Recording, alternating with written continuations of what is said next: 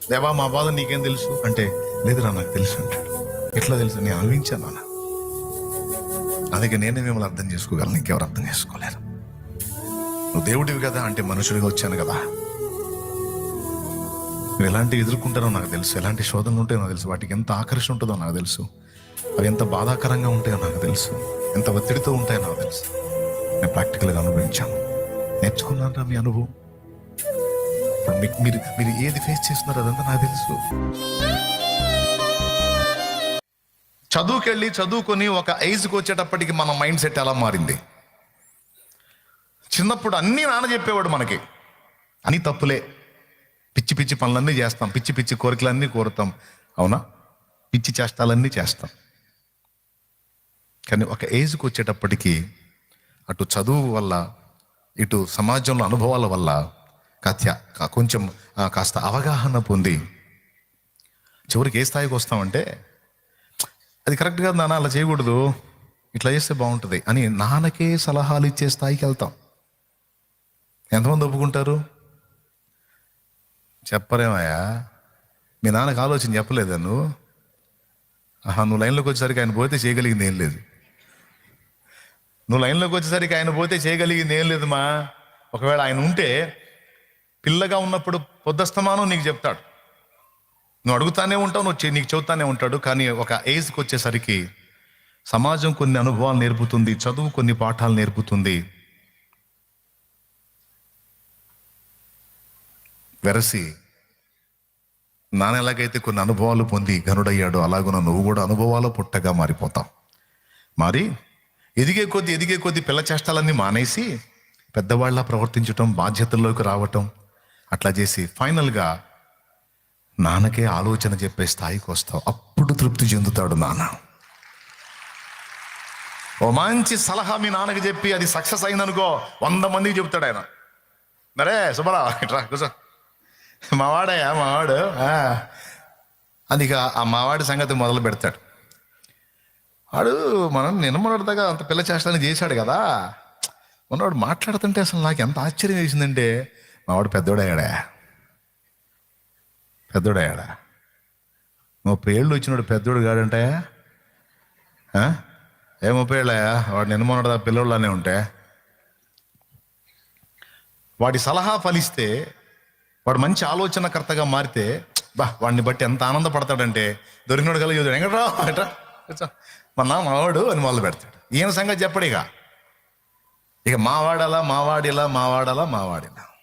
ఎందుకు అంటే, మావాడు పెద్దోడాడండి, మావాడు మంచి ఆలోచన చెప్తున్నాడు, మావాడు చెప్పిన అసలు నాకే కొన్ని తెలియని మావాడు చెప్పాడు అని ఎంత హ్యాపీగా ఫీల్ అవుతాడంటే అంత సంతోషం. అవునా? యాజ్ ఇట్ ఈజ్గా ఆయన కూడా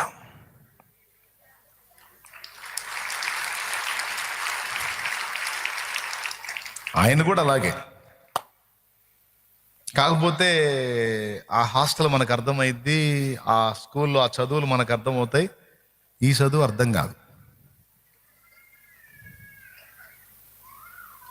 కానీ ఆశ్చర్యం చెప్పనా, ఆ నాన్న మనకు ఫీజు కట్టి హాస్టల్లో చేర్చినట్టు ఈ నాన్న కూడా మనకు కావలసినవన్నీ ఎప్పటికప్పుడు ఇస్తూ ఉంటాడు.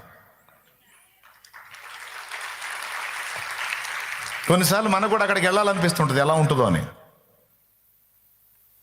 ఫ్లైట్లో ఎక్కితే పరలోకం తీసుకెళ్తారంటే అప్పు చేశాను ఎక్కేవాళ్ళం. స్తోత్రం. ఏమండి, రాకెట్ ఎక్కితే పరలోకం తీసుకెళ్తారంటే ఆస్తులు అమ్మైనా సరే రాకెట్ ఎక్కేవాళ్ళు. అక్కడ మా నాన్న ఉంటాడు, ఆయన చూడాలి. ఒక పరితాపం, ఒక తపన.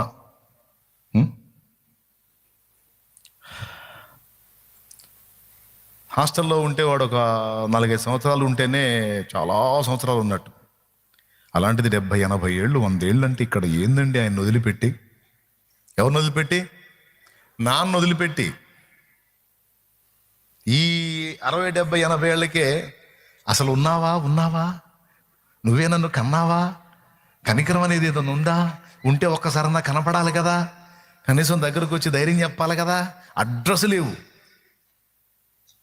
ఎన్ని సంవత్సరాలు నీ కోసం ఎదురు చూడాలి, ఒక్కసారి నాకు కనపడలేదు అని అడుగుదామా? ఆయన ఏమంటాడు తెలుసా? 80 ఏళ్ళు కాదు, 100 ఏళ్ళు నువ్వు భూమి మీద ఉంటే కూడా ఆయన ఏమంటాడో తెలుసా? ఎంతసేపు అయిందిరా నా దగ్గర నుంచి నువ్వు వెళ్ళి అంటాడు ఆయన. ఎంతైంది? 100 ఏళ్ళు అంటావు నువ్వు. ఒరే, నా దృష్టికి 1000 ఏళ్ళు ఒక సంవత్సరం లాగుంది, ఒక దినం లాగుందిరా, ఒక రోజు లాగుంది అంటాడు. సంవత్సరం కాదు, రోజు. 1000 ఏళ్ళు ప్రభు దృష్టికి ఒక దినము. ప్రభు దృష్టికి ఒక దినము 1000 సంవత్సరముల వలెను, 1000 సంవత్సరములు ఒక దినము వలెను ఉన్నాయని రాస్తుంది బైబిల్లో.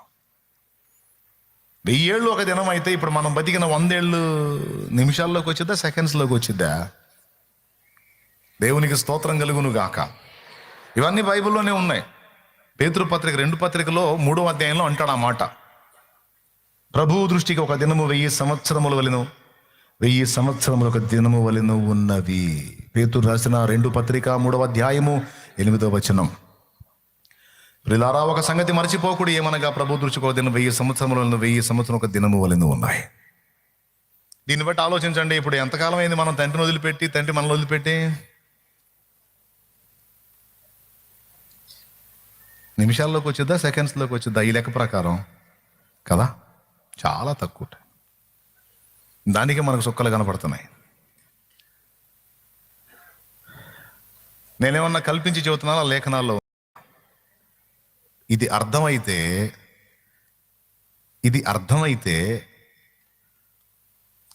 నీ హృదయంలో ఇక ఆనందం, సంతోషం నిరంతరం తాండవిస్తాయి. నీకు ఎదురయ్యే పరిస్థితులన్నీ కూడా నీకు సంతోష కారణాలే అవుతాయి తప్ప దుఃఖ సహితము కావు. హాయిగా ఆడుకునేవాడిని టయానికి తన్ని బడికి పంపిస్తుంటే నేను అనుకున్నాను,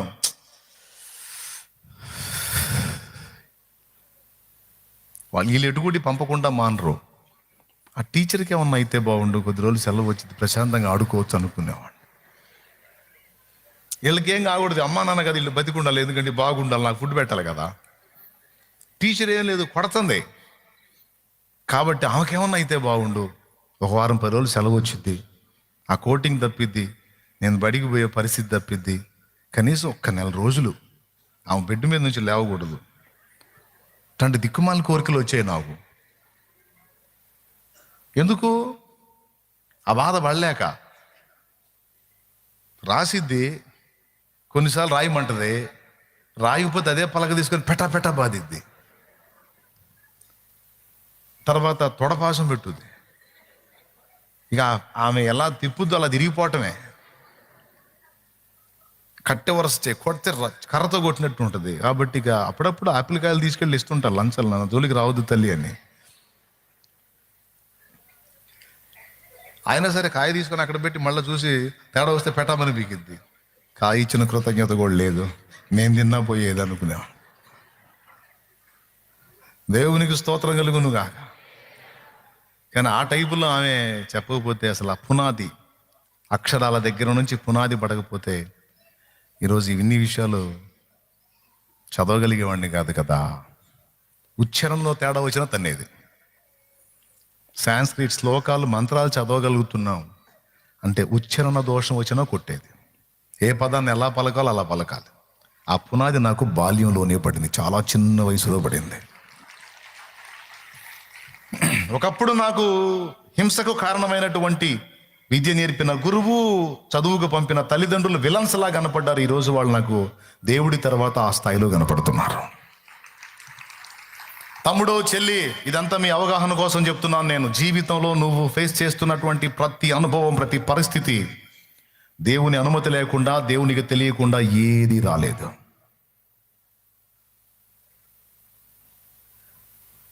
దేవుడు వారు దీని చేత ట్రైనింగ్ పొందడానికి మానవులకు ఏర్పాటు చేసిన ప్రయాసము బహు కఠినమైనది. ఇదొకటేనా? కొరింథీయులకు రాసిన మొదటి పత్రిక 10వ అధ్యాయము, మొదటి కొరింథీ పత్రిక 10వ అధ్యాయము, ఒకసారి బైబిల్ తీయండి, 12, 13 వచనాలు ఒక్కసారి చూడండి. తాను నిలుచున్నానని తలంచుకొనువాడు పడకునున్నట్లు జాగ్రత్తగా చూచుకొనవలెను. సాధారణముగా మనుషులకు కలుగు శోధన తప్ప మరి ఏదియూ మీకు సంభవింపలేదు. అందుకు చూడు, సాధారణముగా మనుషులకు కలుగు శోధన తప్ప మరి ఏదియూ మీకు సంభవింపలేదు. దేవుడు నమ్మదగిన వాడు. మీరు సహింపగలిగినంత కంటే ఎక్కువగా ఆయన మిమ్మల్ని శోధింపబడనీయుడు. ఇక్కడే నాకు ప్రశ్న, అసలు సహింపగలిగినంత కంటే ఎక్కువగా శోధింపబడనీయుడంటే ఈ శోధన అనేది మాకెందుకు?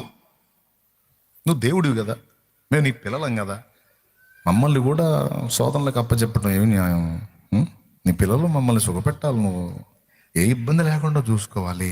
అంతేగాని నాన్న నువ్వు తట్టుకోలేనంత కోటింగ్ ఉండదురా, నీకు ఎంత తట్టుకుంటావు అంత కోటింగ్ నాన్న, బ్యాలెన్స్గా ఉంటుందిరా కోటింగ్ అంటే. ఏంది కోటింగ్ లేని జీవితం లేదా? తట్టుకోలేకపోతున్నా. లేదు నాన్న ఎక్కువ కోటింగ్ ఉంటుంది నాన్న, ఎక్కువ వెయిట్ ఉంటుందరా. వెయిట్ ఎందుకు అసలు? వెయిట్ ఎందుకు? అన్ని వెయిట్లు తీసేస్తావని కదా నీ దగ్గరికి వచ్చింది. చాలా వైనంగా చెప్తున్నావు, నువ్వు ఎంత మోస్తావు అంత వేస్తాను నాన్న వెయిట్ అంటున్నావు. ఎందుకు నాయన ఈ వెయిట్లు అంటే? ముందు చెప్పాడుగా ట్రైనింగ్. సాధారణముగా మనుషులకు కలుగు శోధన తప్ప మరి ఏది మీకు సంభవింపలేదు. దేవుడు నమ్మదగిన వాడంట. నమ్మదగిన వాడైతే మీరు సహింపగలిగినంత కంటే ఎక్కువగా ఆయన మిమ్మల్ని శోధింప బడనీయడు. ఎంత సెగ అవసరం అంత సెగే. ఇంకా ఎక్కువ సెగ తగిలిందంటే నువ్వు మాడిపోతావని తెలుసు. అందుకని మాడనీయుడు, అలాగని ప్రశాంతంగా ఉండనీయుడు. తగినంత సెగ. ఇక్కడ ఇట్లా అన్నాడా? దాంతోపాటు ఇంకొక ఐడియా, ఇంకోటి చెప్తున్నాడు. దేవుడు నమ్మదగిన వాడు, సహింపగలిగినంత కంటే ఎక్కువగా మిమ్మల్ని శోధింపబడనీయుడు. అంతేకాదు ఒక ఆఫర్ మనకి, సహింపగలుగుటకు ఆయన శోధనతో పాటు తప్పించుకున్న మార్గమును కూడా కలుగుజేయును. ఏం టెన్షన్ పడొద్దు. శ్రమలోకి నెట్టిన దేవుడే దాని నుంచి బయటపడటానికి దారి సిద్ధం చేసి పెడతాడు. ఆయన నమ్మదగిన వాడు. ఎంత నీటికి చెప్తున్నాడో చూడు. మిమ్మల్ని అగచాట్లోకి డ్రైవ్ చేయటం ఖాయం, అంటే కాలువలోకి మిమ్మల్ని నెట్టడం ఖాయం, మునిగిపోకుండా బయటికి తేవటం. ఈ నెట్టడం ఎందుకు? మళ్ళీ మునగనీయకుండా బయటికి తేవటం ఎందుకంటే ఆయన చెప్పే డైలాగ్ ఒకటే, ప్రసంగి 1:13 ట్రైనింగ్. ఏం ట్రైనింగో ఏమన్నా సరే, ఈ ఒక్క మాటతో వదిలిపెట్టాడా? మళ్ళీ దీనికి సపోర్ట్ ఇంకో చోట అంటాడు. పేతురు రాసిన మొదటి పత్రిక 1వ అధ్యాయము 6-7 వచనాల్లో అంటాడు, అవసరం అంటాడు. చూడు, ఇందువలన మీరు మిక్కిలి రాసిన మొదటి పత్రిక 1వ అధ్యాయము 6వ వచనం చూడన్నాను. ఇందువలన మీరు మిక్కిలి ఆనందించుచున్నారు గాని అవసరమును బట్టి నానా విధములైన శోధనల చేత ప్రస్తుతమున కొంచెము కాలము మీకు దుఃఖము కలుగుచున్నది. అవసరమును బట్టి నానావిధ శోధనలు. అక్కడేమో ట్రైనింగ్ అంటాడు, ఇక్కడేమో సహింపగలిగినంతే అంటాడు. మళ్ళీ ఇటు వచ్చి అవసరం. అందుకే నేనేం చేశానంటే మళ్ళీ మర్చిపోకుండా పరిశుద్ధాత్మ ప్రేరణలో పాట రాసుకున్నా. అవసరాన్ని బట్టి అగ్ని వంటి శ్రమలు కలుగుచున్నవని తెలిసి కలత చెందబోకు. అవసరాన్ని బట్టి అగ్ని వంటి శ్రమలు కలుగుచున్నవని తెలిసి కలత చెందబోకు. నిన్ను పిలిచిన దేవుడు నమ్మదగినవాడు, శోధనలో నిన్ను విడిచిపెట్టిపోడు. కంటి పాపల తోడుండి నిన్ను కాచుకుంటాడు, కన్న తండ్రిలా తోడుండి నిన్ను ఆదుకుంటాడు. నమ్మునిస్తమా ఇది సత్యం, వీడబోకుమా విశ్వాసం. నీ ఆశ నిరాశ కానే కాదు, వేదన ఎందుకు? నీ కన్నీరు కలకాలముండదు, కలతే చెందకు. దేవునికి మహిమ. కాబట్టి మనం ఇంత వ్యవహారంలో ఉన్నామని అన్యుడికి తెలుసా? వాడు తడవకు వచ్చి మీ దేవుడు ఎట్ట చేయొచ్చుగా, మీ దేవుడు ఎట్ట చేయొచ్చుగా, అది కూడా ఒక ట్రైనింగే మనకే. వాళ్ళు ఆ టైపులో వచ్చి మనల్ని శోధించడం కూడా ట్రైనింగ్లో భాగమే. అరే మా బాధలతో మేం చేస్తుంటే ఈడు కూడా తడవకు వచ్చి మీ దేవుడు ఎట్ట చేయొచ్చుగా, మీ దేవుడు ఎట్ట చేయొచ్చుగా, మీ దేవుడు ఉంటే జరిగిద్దా, అసలు మీకు ఏం చేశాడు? మరి అంతే కదా, మన పక్కన ఒకడు చేరి మనం వెంబడిస్తున్న వానికి వ్యతిరేకంగా మాట్లాడుతుంటే అప్పుడు మన ఫీలింగ్స్ ఏంటనేది అక్కడ అబ్జర్వ్ చేస్తూ ఉంటాడు. ఇది కూడా ట్రైనింగ్, ఇది కూడా ట్రైనింగు టెస్టింగ్. మన చదువంతా అదేగా, చదవటం, ఎగ్జామ్ రాయటం, ఫెయిల్ అయితే మళ్ళీ చదవటం, మళ్ళీ రాయటం అన్నట్టు నిద్రలు మేలుకొని చదివి కూడా ఎగ్జామ్ రాయాలి, ఫెయిల్ అయితే మళ్ళీ చదవాలి, రాయాలి, పాస్ అయిన దాకా రాయాల్సిందే.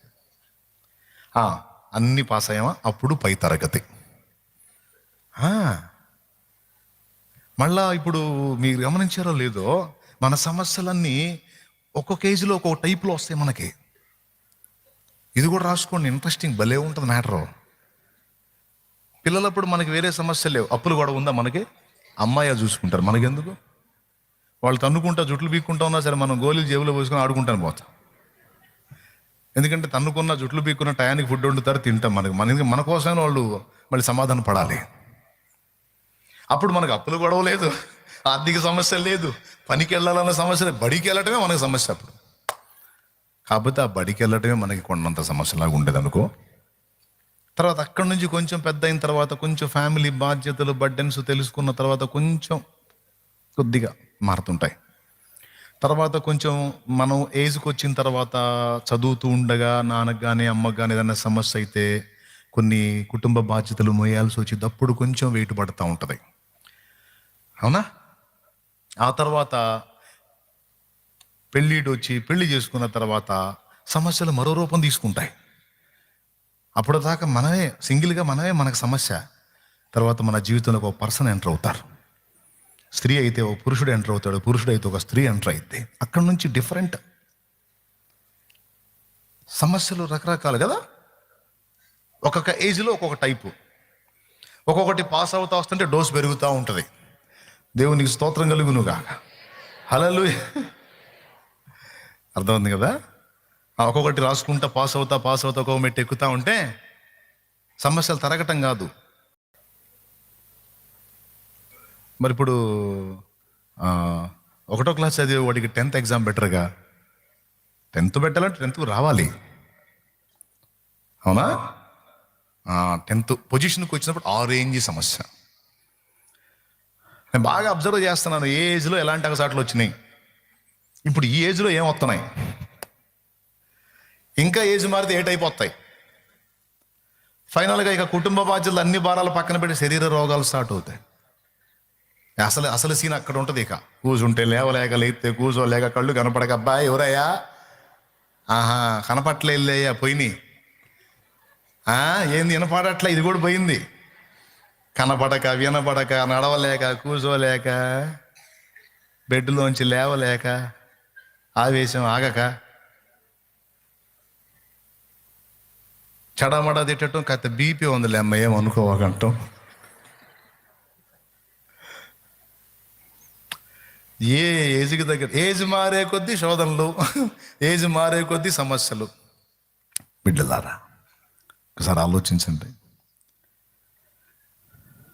వివాహం అయినప్పుడు ఒక సమస్య, పిల్లలైనప్పుడు ఇంకొక సమస్య, ఆ పిల్లలు చదువుల విషయంలో ఒక సమస్య, వాళ్ళ భవిష్యత్తు విషయంలో ఒక సమస్య, చివరికి వాళ్ళు పెద్దోళ్ళే పెళ్ళిళ్ళు అయితే ఇంకొక టైపు సమస్య. ఇట్లా ఈ పిల్లలకి చదువులు, వాళ్ళ పెళ్ళిళ్ళ సమస్య అనేది 5వ తరగతి చదివాడికి ఉంటుందా?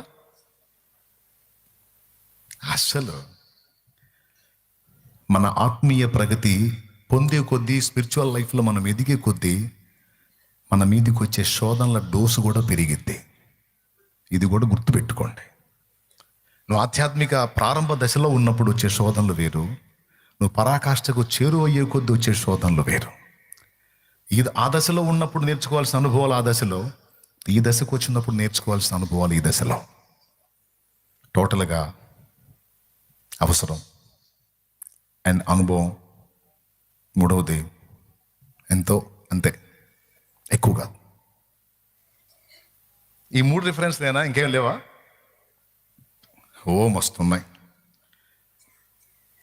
ఎవరి నిమిత్తం సమస్తం ఉన్నవో, ఎవరి నిమిత్తం సమస్తమో నిర్మించబడినవో ఆ కుమారుని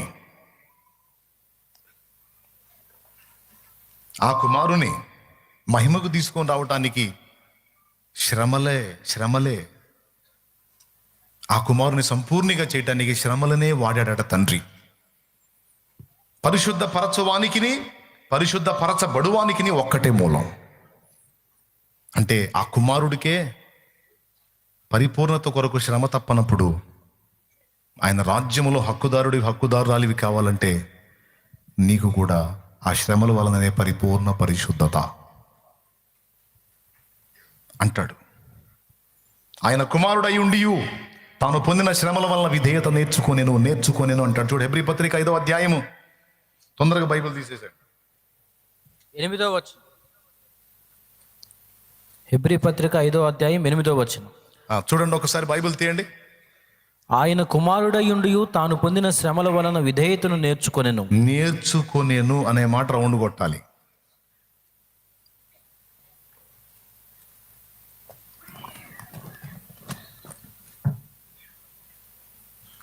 ఆయన నేర్చుకోవాల్సి రావటం ఏంటండి? నాకు అర్థం కాదు.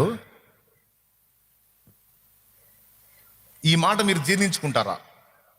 యేసయ్య కూడా ట్రైనింగ్ అవసరమైందంటే మీరు జీర్ణించుకుంటారా? దాన్ని ఎలా ఆలోచించాలి ఒక్కసారి ఊహించండి మీరు. తాను పొందిన శ్రమల వలన విధేయత నేర్చుకొనెను. ఆ నేర్చుకొనెను అనే మాట రౌండ్ కొట్టి యేసయ్య నేర్చుకొనెను అనేది మనకు జీర్ణమైద్దా? ఎలా అయింది? ఆయనకు నేర్చుకునే కర్మ ఏంటి? సర్వం ఎరిగినవాడు అని మనం పాడుతున్నాంగా. సర్వాధికారివి, సర్వజ్ఞుడవు. సర్వజ్ఞత అంటే అన్నీ తెలిసినవాడు. అర్థమైందా? అల్పజ్ఞుడు అంటే కొంచెం తెలిసినవాడు. అజ్ఞుడు అంటే అసలు తెలియనోడు, అజ్ఞాని. సర్వజ్ఞుడు, అజ్ఞ. సమస్తమును ఎరిగి ఉన్న దేవునికి కూడా కొన్ని అనుభవాలు లేవు. అది వింతైన మాట, కానీ నిజం. కొన్ని అనుభవాలు లేవండి. అందులో మొట్టమొదటిది ఏం చెప్పనా? అమ్మ కడుపులో 9 నెలలు ఉంటే ఎలా ఉంటుందో అనుభవం లేదు. అది మనందరికీ ఉంది. ఆ అనుభవం మళ్ళీ దూతలకు కూడా లేదు మనకే. ఇప్పుడు యేసయ్య అమ్మ కడుపులో 9 నెలలు ఉన్నాడా లేదా? మరియమ్మ కడుపులో, మరియమ్మ తల్లి కడుపులో ఉన్నాడా లేదా? అంతకుముందు ఎవరి కడుపులో నన్ను ఉన్నాడు ఆయన? ప్రియులారా, నా పాయింట్ మిస్ అవ్వలేదు కదా మీరు. యేసయ్యకే ట్రైనింగ్ అవసరం అయిందంట. ఎందులో? అమ్మ కడుపులో ఉంటాం ఒకటి. అసలు కాలమే లేదు ఆయనకి, ఎప్పుడు తండ్రితో ఉన్నాడు. అలాంటిది తను కూడా తండ్రితో కొన్ని గంటలు ఎడబాయాల్సినటువంటి అనుభవం అంతకుముందు యేసయ్యకి లేదు. ఇప్పుడు వచ్చింది, సిలువ మీద వచ్చింది. అంతకుముందు ఎరుగునా? సిలువ మీద ఎరిగాడు. ఓకేనా? పాపం ఎరుగని ఆయన మన నిమిత్తము పాపముగా చేయబడెను. అమ్మ కడుపులో అనుభవం కొత్తదే, తండ్రి నుంచి ఎడబాటు క్రొత్తదే, పాపముగా చేయబడుట క్రొత్తదే. ఇవన్నీ పక్కన పెడితే విధేయత అన్నాడు కదా. విధేయత అంటే ఏంటి? లోబడటం. అసలు లోబడే అవసరం ఏంటి ఆయనకి? సుప్రీంగా. అందుకని ఆ అనుభవం కూడా లేదు యేసయ్యకి. అంతకుముందు లేదు. ఎందుకు? కంటి సైగతో, కను సైగతో సమస్తాన్ని శాసించగల దేవుడు ఆయన. దేవుడు సుప్రీం అయితే, తండ్రి సుప్రీం అయితే, కుమారుడు కూడా సుప్రీమే. తండ్రి శాసనకర్త అయితే కుమారుడు కూడా శాసనకర్తే. తండ్రి స్తోత్రార్హుడైతే కుమారుడు కూడా స్తోత్రార్హుడే. ఇప్పుడు చెప్పండి, ఆయన లోబడి విధేయత చూపి బెండవాల్సిన పరిస్థితి ఉందా? మరేంటి ఆయన క్యాడర్ ఏంటి? సుప్రీం. సమస్తాన్ని తన చూపుడు వేలుతో శాసించగల దేవుడు అనేవాడు. అలాంటోడు మన కోసం భూమి మీదకి వచ్చి పొంతి పిలాతు సభలో ఎట్టున్నాడు.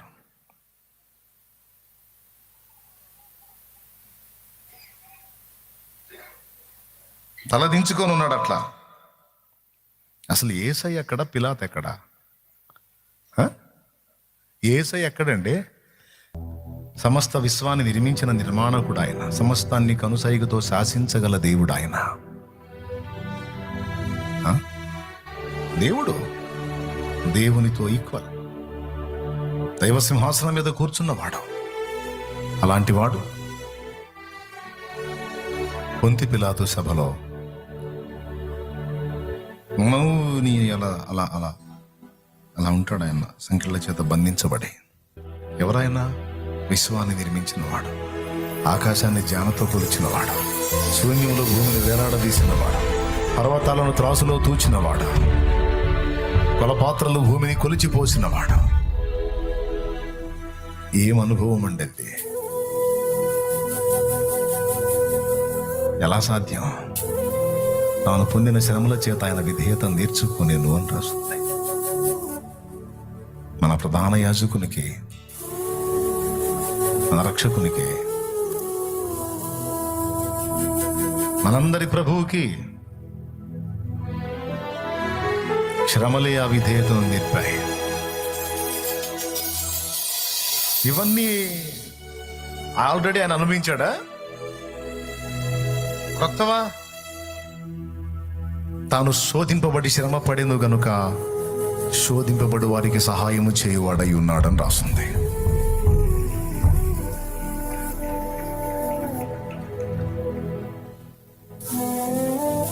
ఇటు పక్కన్న పిలాతు ఎక్కడ, అటు పక్కన్న యేసు ఎక్కడ?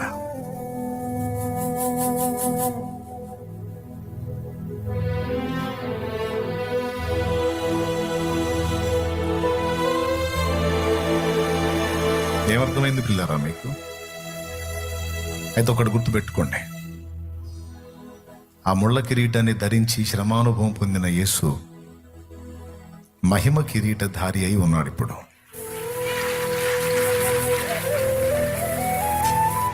ఎవరి పక్షంగానో తెలుసా? మొదట ఆయన దేవుడు మన కోసం భూమి మీదకి వచ్చి మనలో ఒకని వంటి వాడై ఇప్పుడు వెళ్ళి తండ్రి కుడిపార్శ్వమని ఎలా కూర్చున్నాడు తెలుసా? మనుష్య కుమారుడిగా కూర్చున్నాడు.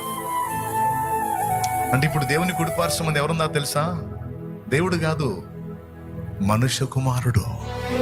మనుషుల అనుభవాలు, మనుషుల స్థితిగతులు, మనుష్య ప్రపంచంలోని పరిచయాలు, మనుషుల భావోద్రేకాలు, బాధలు, వేదనలు, దుఃఖాలు, శోధనలు సమస్తాన్ని ఎరిగినటువంటి అనుభవజ్ఞుడైనటువంటి ఒక మానవుడు, దేవ నరుడైన వాడు తండ్రి కుడిపార్శ్వమందు కూర్చున్నాడు. ఆ ఒక్కడే అర్థం చేసుకోగలడు, ఆ ఒక్కడే మన పక్షంగా విజ్ఞాపన చేయగలడు. తండ్రి వాళ్ళ కండిషన్ నాకు తెలుసు, వాళ్ళు ఏ విధంగా ఆ పొజిషన్లో ఉన్నారో నాకు తెలుసు, ఎందుకు అలా ఉన్నారో నాకు తెలుసు. అక్కడ పరిస్థితి అలా ఉంది. వాళ్ళు ఎదుర్కొంటున్న పరిస్థితులు చాలా జటిలంగా ఉన్నాయి. తండ్రి, నేను వెళ్ళొచ్చాను, ఆ శోధనలన్నీ నేను అనుభవించి శ్రమ పడ్డాను, నా బిడ్డలు అదే కండిషన్, మరి సాయించు అని మన పక్షమున విజ్ఞాపన చేస్తున్నాడు. మన దోషములను పరిహరించమని ప్రార్థిస్తున్నాడు. తండ్రి కుడిపార్శ్వమని ఎందుకు ఉండాలి ఆయన? ఎందుకున్నాడు అంటే మన పక్షమున విజ్ఞాపన చేయటానికి ఉన్నాడు. ఎందుకంటే ఆ ఒక్కడే మనల్ని అర్థం చేసుకోగలడు.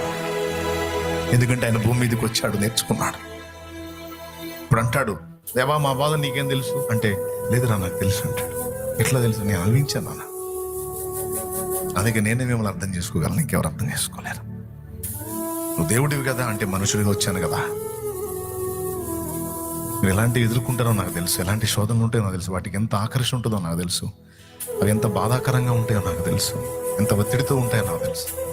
నేను ప్రాక్టికల్గా అనుభవించాను, నేర్చుకున్నాను మీ అనుభవం.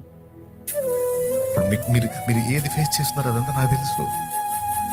చూడండి, మన ప్రధాన యాజకుడు మన బలహీనతలలో సహానుభవం లేనివాడు కాడు గాని ఆయన సమస్త విషయంలో మన వల్ల శోధింపబడినను పాపము లేనివాడుగా ఉంటే. హెబ్రీ పత్రిక 4:15 మన ప్రధాన యాజకుడు మన బలహీనతల్లో సహానుభవం కలిగిన వాడయ్యాడు.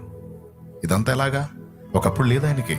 కెరూబులు, శరాపులు, దూతలు, మహాదూతలు అందరినీ కనుసైగతో చేతి వేలుతో శాసించటమే తెలుసు కానీ శాసనానికి లోపడటం తెలియనివాడు ఏ నేరం లేకపోయినా మన నేరం తన మీద వేసుకుని పిలాతు సభలో దోషిగా నిలబడ్డాడు. మన పాపముల కోసం ప్రాణం పెట్టడానికి వచ్చి, మన పాపముల నిమిత్తం బలి కావడానికి వచ్చి, ఏ దోషము లేని పరిశుద్ధుడు మన దోషాలు మీదేసుకొని, అవును నా పిల్లలు నిర్దోషులు, నేనే దోషిని, నన్నే శిక్షించండి అని మన పక్షమున తను అప్పగించుకున్న నిజమైన దేవుడు, ఏకైక రక్షకుడు నజరేయుడగు యేసు.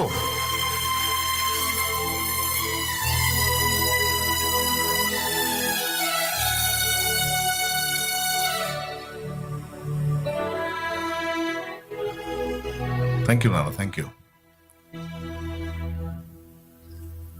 ప్రభుకే శ్రమలలో విధేయత నేర్పేట. పరిశుద్ధ పరచువానికి, పరిశుద్ధ పరచబడువానికి ఒక్కటే మూలం. చూడండి, హెబ్రీ పత్రిక 2వ అధ్యాయము 10వ వచనం చదువు నాయన. ఎవని నిమిత్తము సమస్తమును ఉన్నవో. ఇంకొక వచనం కూడా 9 నుంచి చదువు. నేను చెప్పిన మాట ఉంటుంది అక్కడ. 2:9 నుంచి చదువు నాన్న. దేవుని కృప వలన ఆయన ప్రతి మనుషుని కొరకు మరణము అనుభవించున్నట్లు దూతల కంటే కొంచెము తక్కువ వాడుగా చేయబడిన యేసు మరణము పొందినందున మహిమా ప్రభావములతో కిరీటము ధరించిన వానిగా ఆయనను చూచుచున్నాము. అదుగో ముళ్ళ కిరీటం ధరించిన ప్రభు ఇప్పుడు మహిమ కిరీటధారి అయి ఉన్నట్ట. దేవునికి స్తోత్రం కలుగును గాక. చదువు నాన్న. ఎవని నిమిత్తము సమస్తమును ఉన్నవో, ఎవని వలన సమస్తమును కలుగుచున్నవో ఆయన అనేకులైన కుమారులను మహిమకు తెచ్చుచుండగా వారి రక్షణకర్తను శ్రమల ద్వారా సంపూర్ణిగా చేయుట ఆయనకు తగును. దేని ద్వారా అమ్మా? అందరు చెప్పండి అమ్మా. నాకు ఈ బాధలేందన్నా, నాకు ఈ కష్టాలేందన్నా, నాకు ఈ సమస్యలేందన్నా.